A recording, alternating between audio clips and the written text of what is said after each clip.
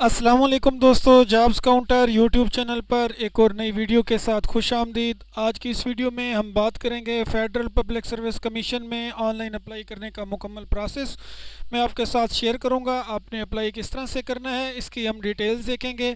चालान आपने किस तरह से फिल करना है, अप्लाई करने के बाद अगर कोई मिस्टेक हो जाती है तो आपने एडिटिंग किस तरह से करनी है, एग्ज़ाम सेंटर किस तरह से सिलेक्ट करना है और उसके बाद आपने अपनी रोल नंबर स्लिप वगैरह किस तरह से डाउनलोड करनी है। ये सारी चीज़ें हम इसी वीडियो में देखेंगे। आपने वीडियो को लास्ट तक देखना है ताकि तमाम डिटेल आपको समझ आ सकें। स्टार्ट करते हैं। सबसे पहले मैंने फेडरल पब्लिक सर्विस कमीशन की जो वेबसाइट है ऑफिशियल उसे ओपन किया हुआ है, आपके सामने स्क्रीन पर शो है। इसका लिंक मैंने डिस्क्रिप्शन में दे दिया है, आपको वहां से मिल जाएगा। यहां से आपको ऑनलाइन अप्लाई का ऑप्शन मिल जाएगा, आपने इसको ओपन कर लेना है। ओपन करने के बाद आपके सामने ऑनलाइन रिक्रूटमेंट सिस्टम का ऑप्शन आ जाएगा जिसके अंदर तमाम कैटेगरीज मौजूद होंगी। अभी जो इस वक्त रिसेंटली चल रही हैं जिसमें special CSS competitive examination empty और उसके बाद जनरल रिक्रूटमेंट, ये दोनों चल रहे हैं। तो दोनों का तरीकाकार सभी का एक ही होता है। आपने यहाँ से सिंपली जनरल रिक्रूटमेंट वाला ऑप्शन या जिस पे भी आप अप्लाई करना चाह रहे हो आपने उसमें उसको ओपन कर लेना है। यहाँ से हमारे पास अप्लाई ऑनलाइन का ऑप्शन है, उसके बाद टेक प्रिंट का ऑप्शन है, रिट्राइव ट्रैकिंग आईडी अगर आपकी ट्रैकिंग आईडी आपको नहीं मिलती, ये मैं आपको तरीका सिखाऊंगा। इसके बाद अगर आपकी एप्लीकेशन के अंदर कोई मिस्टेक हो जाती है, आप उसे एडिट या अपडेट करना चाहते हैं या आप एग्ज़ाम सेंटर को चेंज करना चाहते हैं तो यहाँ से। उससे पहले मैं आपको समझा दूं कि आपने चालान किस तरह से डाउनलोड करना है। अगर आप एडवर्टाइजमेंट वाले पेज पे हैं, इसका लिंक मैंने दे दिया है, तो यहाँ से आपने चालान को डाउनलोड कर लेना है। इस अप्लाई करने से पहले आप चालान जो है अपना फिल कर लें। यहाँ से चालान डाउनलोड करने के बाद आपने इसको किस तरह से फिल करना है ये आपके सामने स्क्रीन पर शो हो रहा है।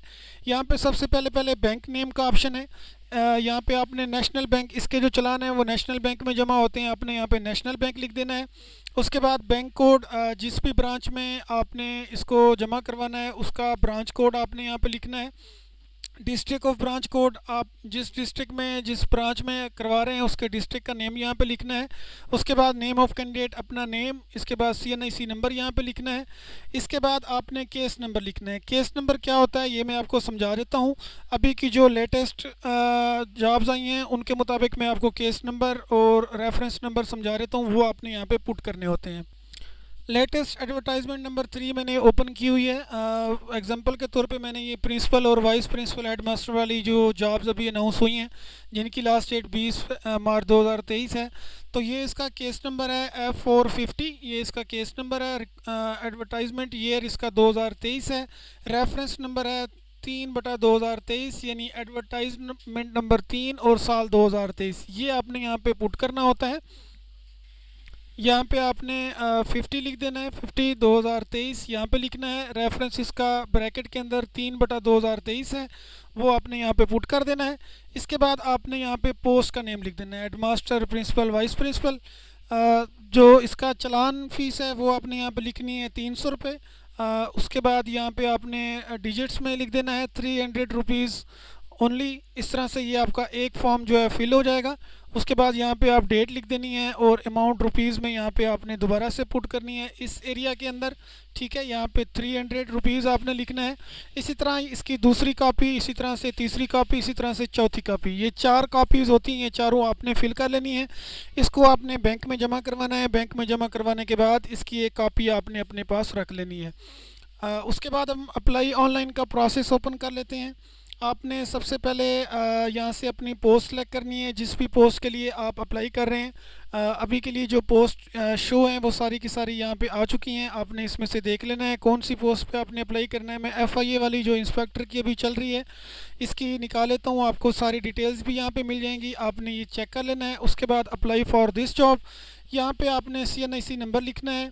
बैंक डिपॉजिट डेट लिखनी है, जिस डेट को आपने बैंक फ़ीस जमा करवाई है, यहाँ से आप ईयर मंथ सेलेक्ट कर सकते हैं। उसके बाद फ़ीस डिपॉजिट आरएस आपने 300, 750, 1800, 1500 एफपीएससी एम्प्लॉइज़ जो भी आपकी फ़ीस है वो आपने यहाँ पे पुट कर देनी है।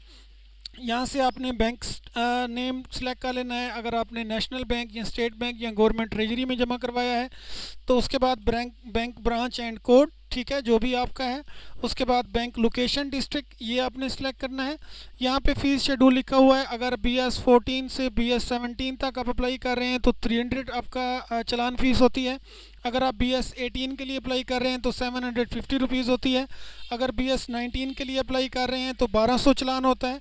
अगर BS20 एंड अबव पे अप्लाई करना है आपने तो उसके लिए 1500 रुपये चालान होता है। ठीक है, आप यहाँ से भी चालान फॉर्म डाउनलोड कर सकते हैं। उसके बाद आपने अपना डोमिसाइल डिस्ट्रिक्ट सेलेक्ट कर प्रोविंस सेलेक्ट कर लेना है, पंजाब सिंध जो भी आपका है। इसके बाद जेंडर आपने सेलेक्ट करनी है, मेल फीमेल। इसके बाद रिलीजन सेलेक्ट कर लेना है, मुस्लिम नॉन मुस्लिम। डोमिसाइल डिस्ट्रिक्ट जो भी आपका डिस्ट्रिक्ट है वो सिलेक्ट करना है। यहाँ से आपने अपना टेस्ट सेंटर सेलेक्ट करना है। इसके अंदर DI खान, गिलगित, गुजरांवाला, हैदराबाद, इस्लामाबाद, कराची, लाहौर, मुल्तान, पेशावर, कोयटा, स्कर्दू, सक्खर हैं। तो जो भी आपके करीब तरीन है या जहाँ पे आप देना चाहते हैं आपने उसको सेलेक्ट कर लेना है। इसके बाद आपने अपना इंटरव्यू सेंटर सेलेक्ट करना है जो आप रखना चाहते हैं। इसके बाद आपकी जो लेटेस्ट डिग्री है जिसकी बेस पे आप अप्लाई कर रहे हैं, आपने उस डिग्री की जो डेट है वो यहाँ पे मेंशन करनी है। Issuance of transcription that make you eligible for selected post. ठीक है, उससे पहले आपने यहाँ पे यस कर देना है। और इसके बाद आपने जो आपकी लेटेस्ट डिग्री है उसकी issue date, result, announce date भी इसे कहते हैं, वो आपने यहाँ पे पुट करनी है। ये नीचे कैप्चा लिखा हुआ है, वेरिफिकेशन कोड, ये आपने यहाँ पे पुट करना है। और उसके बाद प्रोसीड टू नेक्स्ट स्टेप करना है। मैं ये सारा फिल कर लेता हूँ, उसके बाद नेक्स्ट स्टेप आपको समझा देता हूँ। सारी डिटेल करने के बाद, कोड वेरीफाइड करने के बाद आपने प्रोसीड टू स्टेप 2 करना है। इसके अंदर सबसे पहले आपने अपनी पिक्चर अपलोड करनी है जो कि आपकी 30 KB से कम होनी चाहिए, JPEG या JPG फॉर्मेट के अंदर। यहाँ से चूज़ करना है और सिंपली सिलेक्ट कर लेना है। इसके बाद री एंटर करना है आपने CNIC number, CNIC date of issue, ये आपने यहाँ से सिलेक्ट कर लेनी है। इसके बाद आपने नेम ऑफ एप्लीकेंट अपना नेम लिखना है, फादर हस्बैंड नेम लिख लेना है। उसके बाद डेट ऑफ बर्थ यहाँ से सिलेक्ट करना है। इसके बाद आपने यहाँ से एज रिलैक्सेशन क्लेम अगर आप कर रहे हैं, गवर्नमेंट सर्वेंट हैं, आर्म फोर्सेस रिलीज्ड हैं, शेड्यूल कास्ट हैं, Buddhist community, Azad Kashmir, GB या ट्राइबल एरियाज से, या विडो, सन ऑफ डॉटर वगैरह आपको लगती है तो आपने कर लेनी है। अदरवाइज़ जो आपकी जनरल एज रिलैक्सेशन होती है उसके लिए आपको क्लेम करने की ज़रूरत नहीं होती, वो आपने इसी तरह से नॉट क्लेम रखना होता है। पोस्टल एड्रेस आपने यहाँ पे अपना पुट करना है। मोबाइल नंबर कोशिश किया करें आप पोर्टेबल नंबर ना हो जो किसी एक नेटवर्क से दूसरे नेटवर्क पे हो, वो वाला नंबर कभी भी ना दिया करें। इसके बाद अगर आपका कोई रेजिडेंस नंबर है, ईमेल एड्रेस प्राइमरी, ये लाजमी है, जिनके साथ स्टार लगे हुए हैं ये आपने लाजमी फिल करना होता है। इसके बाद आपने ईमेल एड्रेस सेकेंडरी अगर दूसरा देना चाहें, अदरवाइज़ छोड़ सकते हैं। डिसेबिलिटी क्लेम अगर आपका डिसेबिलिटी के अंदर आता है तो आपने यहाँ से अपनी कैटेगरी सिलेक्ट करनी है, अदरवाइज़ आपने इसको छोड़ देना है। तो यहाँ तक फिल करने के बाद आगे मैं आपको एजुकेशन वाला जो सबमिशन है वो समझा देता हूँ। पिक्चर जो आपने लगानी है पासपोर्ट साइज़ वाइट या ब्लू बैकग्राउंड के साथ होनी चाहिए। फेस बिल्कुल आपका क्लियर होना चाहिए फ्रंट से। इसके बाद आपने यहाँ से ऐड एजुकेशन का जो फॉर्म है इसे स्टार्ट कर देना है। सबसे पहले आपने मैट्रिक को ऐड करना है। दूसरे नंबर पे यहाँ पे रिज़ल्ट अनाउंस डेट है, मैट्रिक की जिस डेट को आपका रिज़ल्ट अनाउंस हुआ है वो आपने ऐड कर देनी है। इसके बाद अपनी बोर्ड यूनिवर्सिटी का नेम आपने यहाँ से सिलेक्ट कर लेना है। नीचे पूरी लिस्ट मौजूद है जो भी आपका है।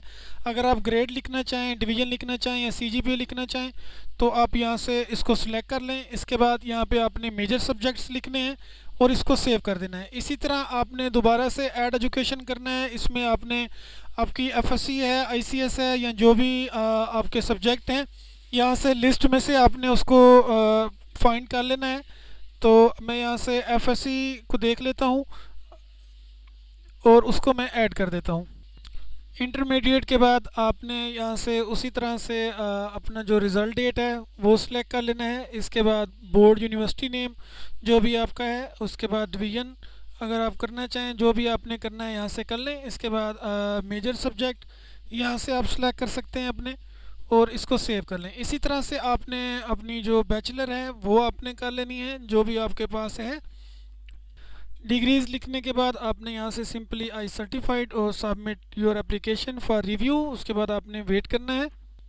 रिव्यू के बाद आपके पास यहाँ पे स्क्रीन पे शो हो जाएगा सबमिट सक्सेसफुली, प्लीज़ चेक। उसके बाद आपने यहाँ से अपना जो प्रिंट आउट है उसे भी कर सकते हैं और यहाँ से ये ऑप्शन मौजूद है, इसके ऊपर क्लिक करने से आपका प्रिंट आपके सामने आ जाएगा। यहाँ पर आपका ट्रैकिंग आईडी है, ये आपको मेल के ज़रिए भी मौसूल हो जाता है, मैसेज के ज़रिए भी मौसूल हो जाता है। उसके बाद यहाँ पे सारी डिटेल हैं, आपने इसको अच्छे से पढ़ लेना है। इसको आप सेव भी कर सकते हैं और प्रिंट आउट करने के बाद अपने पास रख सकते हैं पीडीएफ की सूरत में। इसे आपने अलग से फेडरल पब्लिक सर्विस कमीशन को मेल नहीं करनी, भेजना नहीं है, सिंपली अपने पास सेव कर लेना है। उसके बाद अगर हम देखें कि अगर आपकी कोई मिस्टेक हो जाती है किसी भी चीज़ के अंदर, तो उसे एडिट किस तरह से करना है। एडिटिंग के लिए आपने फिर से मेन पेज पे आना है, यहाँ से एडिट अपडेट रिव्यू एप्लीकेशन का ऑप्शन मौजूद है, इसे आपने ओपन करना है। यहाँ पर आपने अपना आईडी कार्ड नंबर देना है, नीचे ट्रैकिंग आईडी देना है जो आपकी एप्लीकेशन का था, और ये कैप्चा जो ऊपर मौजूद है। इसके बाद आपने इसको सबमिट करना है। इसके बाद आपके सामने आपका जो एडिट सेक्शन है वो ओपन हो जाएगा। अगर पिक्चर चेंज करना चाहें तो यहाँ से कर सकते हैं।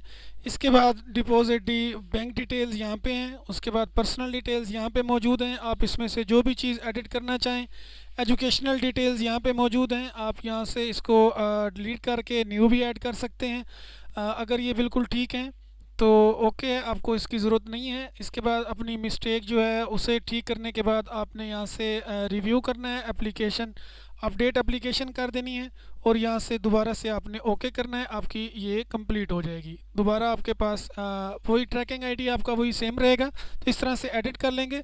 इसके बाद अगर आपका ट्रैकिंग आईडी आपके पास नहीं है, आपको नहीं मिला, तो आपने सिंपली यहाँ पे CNIC नंबर लिखना है, ये वेरिफिकेशन कोड लिखना है, आपका ट्रैकिंग आईडी आपको दोबारा से मिल जाएगा। इसके बाद अगर आप एग्ज़ाम सेंटर चेंज करना चाहते हैं तो आपने यहाँ से ओपन कर लेना है, change of exam test centre regarding various post including in upcoming general recruitment test phase 1 over 2023। ठीक है, यहाँ से आपने अपना exam centre name of candidate, computerised ID card number लिखना है, डेट ऑफ बर्थ और वेरिफिकेशन कोड जो यहाँ पे लिखा हुआ है नीचे एग्रीड एक्नॉलेज अपडेट। तो इस तरह से आपका ये एग्ज़ाम सेंटर भी चेंज हो जाएगा। एंड में हम देख लेते हैं कि आपका जो टेस्ट स्लिप है वो आप किस तरह से निकालेंगे। तो आपने सिंपली यहाँ से एडमिशन सर्टिफिकेट के ऑप्शन में आ जाना है, यहाँ से इसको ओपन करेंगे। अभी इस टाइम कोई भी नहीं चल रहा, तो आपके सामने इस तरह से स्क्रीन आ जाएगी, आपका ऊपर फेज़ लिखा होगा। इसके बाद आपने सिंपली आईडी कार्ड नंबर लिखना है, सबमिट करना है, आपकी रोल नंबर स्लिप आ जाएगी।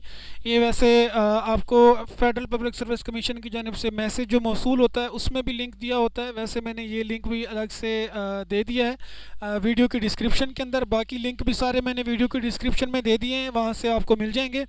तो उम्मीद है कि आपको ये सारी की सारी डिटेल समझ आ गई होंगी। अगर मज़ीद आप कोई चीज़ समझना चाहते हैं, आपको समझ नहीं आई, तो आपने वीडियो के कमेंट बॉक्स में पूछ लेना है, मैं आपको वहाँ पे गाइड कर दूंगा। अगर अभी तक आपने चैनल सब्सक्राइब नहीं किया जॉब्स काउंटर, तो इसे सब्सक्राइब कर लें, बेल नोटिफिकेशन को ऑन कर लें। अभी जो फेडरल पब्लिक सर्विस कमीशन की जानिब से लेटेस्ट जॉब्स हैं उसकी वीडियो भी मैंने चैनल पे डाल दी है, तो आप उसे भी देख सकते हैं। दीगर अपडेट्स NTS में अप्लाई करने का तरीकाकार, PPSC में, ये सारी वीडियोस आपको चैनल पे मिल जाएंगी। आप चैनल को सब्सक्राइब रखें और इससे फ़ायदा हासिल कर सकें। वीडियो को लाइक कर दें, शेयर कर दें, अपना बहुत ख्याल रखें। अल्लाह हाफिज़।